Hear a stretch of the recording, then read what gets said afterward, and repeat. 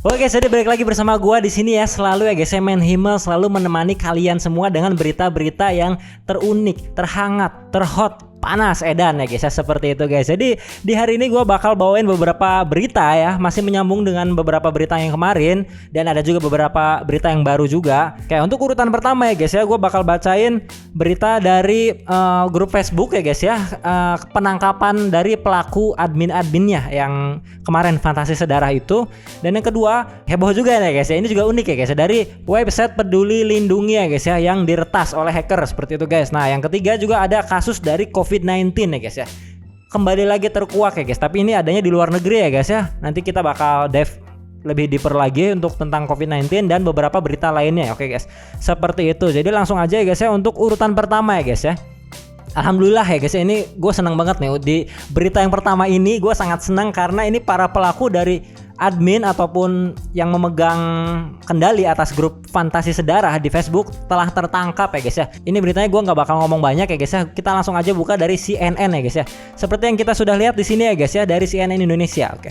Foto wajah-wajah di balik akun FB Fantasi Sedarah dan Suka Duka. Dari awal Fantasi Sedarah ganti nama jadi Suka Duka, dan bro pikir dengan mengganti nama bisa orang bisa lupa, maksudnya orang bisa nggak ngedetect gitu ya guys ya. Salah bro, kekuatan netizen Indonesia. Dan alhamdulillah ya guys ya, dengan sangat gitu, beralhamdulillah dengan sangat tertangkap guys. Ada 6 ya guys ya, 6 anggota pelaku dari grup Facebook Fantasi Sedarah ini ya guys ya, di sini ya. Bareskrim Polri menangkap 6 orang pelaku kasus grup Facebook Fantasi Sedarah dan Suka Duka. Kita penasaran ya, langsung aja kita review muka-mukanya ya guys ya, seperti itu. Oke, kita lihat langsung di sini guys. Ini yang pertama ya guys ya, tersangka dengan inisial MR tertangkap di Kecamatan Babakan Ciparai, Kota Bandung. Oke, satu di Bandung ya guys ya, pada hari Senin 19 Mei pukul 20 waktu Indonesia Barat. Ini adalah pembuat dari grup Fantasi Sedarah dan admin dari grup Facebook Fantasi Sedarah. Itu yang pertama ya guys ya. Oke, dan ini orang-orangnya ya guys ya, anggota-anggotanya guys. Seperti itu guys. Alhamdulillah ya guys ya, ini orang-orangnya sudah terungkap dan terkuak gitu. Alhamdulillahnya guys. Seperti itu. Dan ini ada lagi ya guys ya, sebenarnya ada lagi. Modusnya gimana sih si Facebook itu, grup Facebook itu kenapa bisa berjalan gitu? Kenapa bisa rame? Kita bakal dive lebih deeper lagi ya guys ya. Oke. Kita buka lagi beritanya di sini ya guys ya. Nah, di sini ya guys ya, gua baca dari Detik News ya guys ya. Gua bakal bawain ke kalian berita dari Detik News ini tentang kenapa sih grup dari Fantasi Sedarah ataupun Suka Duka itu bisa banyak anggotanya gitu, bisa berjalan, bisa banyak konten yang masuk. Karena nah, ini ya guys ya.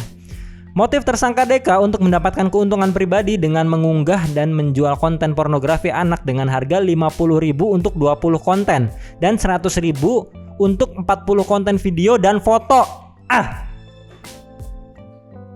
Jadi dia tuh bikin grup guys. Dia tuh bikin grup yang bernama Fantasi Sedarah. Di situ isinya orang-orang sakit semua yang nge-share pengalaman, bahkan foto-foto mereka melakukan aksinya gitu ya guys ya, berhubungan ya, tanda kutip berhubungan dengan keluarga sendiri.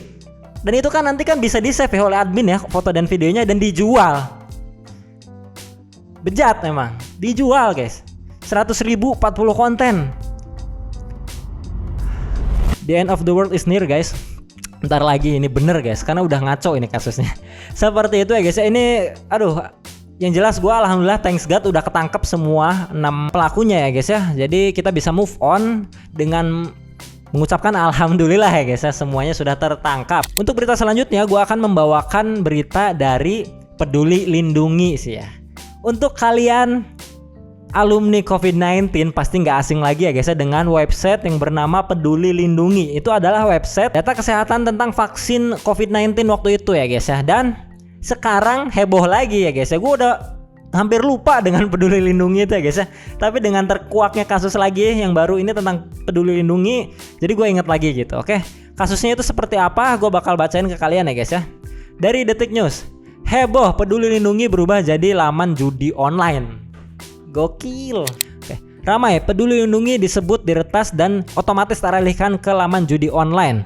Kementerian Kesehatan RI menekan pihaknya sudah tidak mengelola Peduli Lindungi sejak dilakukan perbaikan dan pembaruan ke aplikasi Satu Sehat. Oke, jadi ini sudah tidak dipegang oleh Kementerian Kesehatan ya guys ya, seperti itu. Jadi nggak tahu nih, gue nggak tahu siapa yang pegang ya sekarang ya. Oke. Nah, Satu Sehat diliris mulai efektif digunakan pada 2023 otomatis keamanan dan penanganan website Peduli Lindungi tidak lagi berada di bawah wewenang Kemenkes RI. Nah, pihak lainnya siapa ini gue nggak tahu ya guys ya. Seperti itu guys. Intinya ini berubah jadi website judul, langsung teralihkan guys. Jadi kalau lu buka website Peduli Lindungi langsung teralihkan ke website judul. Gue ada videonya guys ya, seperti ini guys. Oke, gue bakal tunjukin ya guys ya ke kalian waktu Peduli Lindungi diretas ya guys atau dihack, seperti ini guys bentukannya. Oke, buka ke website Peduli Lindungi. Kita buka, oke. Waduh, malah jadi judul ya guys ya. Jadi website judul seperti itu guys. Cuman yang jadi pertanyaan itu adalah kok bisa diretas semudah itu gitu. Itu kan tetap aja ya, maksudnya walaupun sudah bukan di bawah Kemenkes sih, menurut gua masyarakat itu kan udah taunya itu punya pemerintah ya guys ya, dari Kemenkes. Harusnya dialihkan kepada pihak yang tetap apa ya guys ya, bisa dipercaya gitu, yang tetap aman lah gitu. Seperti itu guys. Itu adalah berita kedua ya guys ya dari Peduli Lindungi. Udah hilang ya guys ya. Nah, sekarang kayak gini guys bentukannya kalau kita buka Peduli Lindungi di website. Oke, kita lihat ya guys ya. Nah, seperti ini Peduli Lindungi. Oke. Nah, udah nggak ada guys. Udah nggak ada bentukannya seperti itu ya guys ya. Oke guys, kita lanjut ke berita selanjutnya dari... Aduh, kenapa nyambung ya? Gue baru sadar guys, kenapa nyambung guys. Gua bakal bawain berita selanjutnya itu tentang COVID-19 guys. Jadi beberapa hari yang lalu terjadi lagi ya guys ya COVID-19, penyebaran COVID-19. Alhamdulillah bukan di Indonesia tapi di Hong Kong ya guys ya. Kita lihat ya guys ya beritanya seperti apa. Oke, gue langsung buka dari CNBC. Oke, gue bakal bawain ke kalian ya guys ya dari CNBC dengan judul COVID-19 menggila lagi. Kasus di Hong Kong, Singapura, Thailand melejit. Oke, kita baca ya guys ya beritanya. Asia kembali menghadapi kasus COVID-19 yang signifikan dengan peningkatan tajam tercatat di Hong Kong, Singapura, dan Thailand. Memicu kekhawatiran baru atas mutasi virus dan menurunnya kekebalan populasi meski vaksinasi telah meluas. Di Hong Kong, kasus COVID-19 mingguan melonjak signifikan hanya dalam 10 minggu. Sementara di Singapura, mencatat peningkatan hampir 30% hanya dalam satu pekan. Satu minggu guys, naik 30%. Thailand pun melaporkan bahwa ribuan kasus baru dan sejumlah kematian setelah periode libur nasional baru-baru ini. Otoritas kesehatan di ketiga negara ini tengah memperkuat sistem pengawasan dan mendorong vaksinasi ulang, terutama di kelompok yang rentan, yaitu anak-anak, lansia, seperti itu ya guys ya. Menurut pemerintah Hong Kong, jumlah kasus mingguan COVID-19 per 10 Mei mencapai 1042 kasus, naik 972 kasus dari minggu sebelumnya. Jadi dalam satu minggu naiknya 972 guys. Gila ya guys ya. Ini gue sih berharap nggak akan ada menyebar lagi COVID-19 ya guys ya, karena repot pak. Kasihan nyari uangnya susah gitu. Jadi mungkin kalau bagi kalian ya anak-anak yang tidak mengalami COVID-19 itu kejamnya seperti apa ya guys ya. Ya intinya semoga jangan terulang lagi ya guys ya, nggak seru guys. Kemana-mana nggak bisa, nyari uang nggak bisa, dagang juga gasnya pada disita sama Satpol PP, so repot lah pokoknya guys. Jangan sampai ada lagi ya guys ya, semoga aja ya guys ya seperti itu. Kita berdoa yang terbaik ya guys ya, semoga tidak sampai Indonesia ya guys ya, seperti itu. Dan yang terakhir ya guys ya, gue bakal bawain berita terakhir ke kalian ya, penutupan ini karena gue gedek males nih bawainnya guys ya, makanya gue taruh di akhir. Tentang politisi Israel sebut semua bayi di Gaza adalah musuh. Every child, every baby in Gaza is an enemy. Itu artinya adalah semua anak kecil, semua bayi di Gaza itu adalah musuh guys.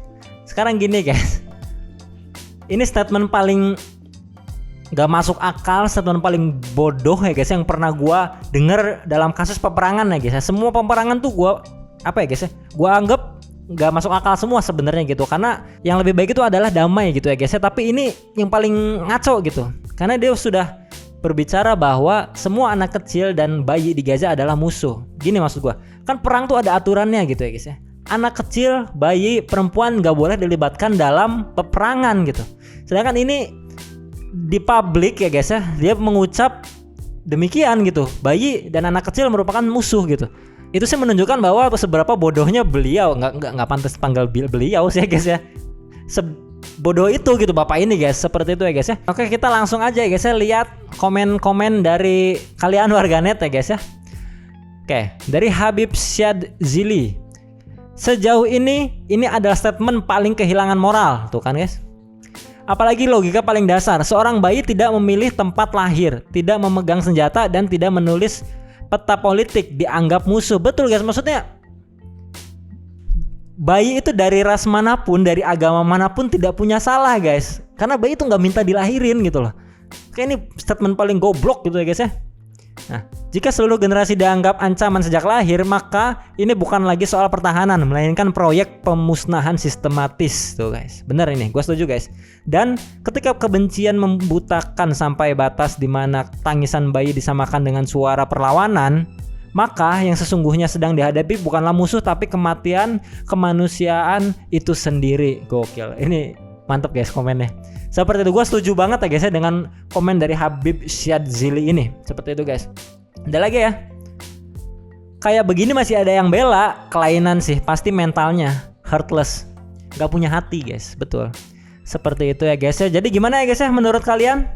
Berita-berita yang udah gue bawain, apakah ikutan kesel ke beberapa berita yang udah gue bawain tadi? Terutama ini ya guys ya, Israel ini ya guys ya.